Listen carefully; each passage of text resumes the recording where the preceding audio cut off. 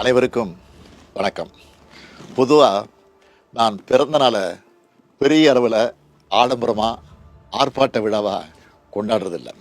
ஆனால் கழக உடன்பிறப்புகள் மக்களுக்கான நலத்திட்ட உதவிகள் வழங்குறது, கழக அரசோட சாதனைகளை, கழக கொள்கைகளை எடுத்து சொல்கிற பொதுக்கூட்டங்கள் நடத்துறதுன்னு செயல்படுவாங்க.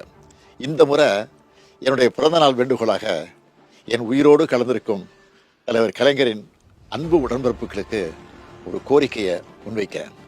இன்னைக்கு தமிழ்நாடு தன்னுடைய உயிர் பிரச்சனையான மொழிப்போரையும் தன்னுடைய உரிமை பிரச்சனையான தொகுதி மறுசீரமைப்பையும் எதிர்கொண்டிருக்கு.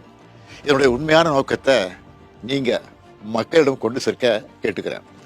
தொகுதி மறுசீரமைப்பு என்பது நம்ம மாநிலத்தோட சுயமரியாதை, சமூக நீதி, நம்ம சமூக நல திட்டங்களை பெரிதும் பாதிக்கும்.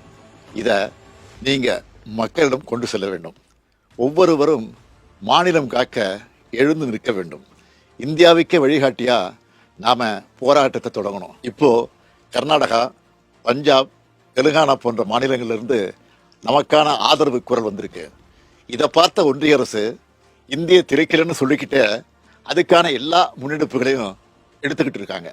மும்மொழி கொள்கையை ஏற்றுக்காததால நமக்கான பணமும் இன்னமும் தரலை. அதேபோல் தமிழ்நாட்டுக்கான தொகுதிகளை குறைக்க மாட்டோம்னு மட்டும்தான் சொல்கிறாங்களே தவிர மற்ற மாநிலங்களோட எண்ணிக்கையை அதிகரிக்க மாட்டோம்னு சொல்ல மாட்டுறாங்க. நாம் கேட்குறது, மக்கள் தொகை அடிப்படையில் தொகுதிகளை பிரிக்காதீங்க. நாட்டோட வளர்ச்சிக்காக மக்கள் தொகையை கட்டுப்படுத்தின தென் மாநிலங்களை தண்டிக்காதீங்க.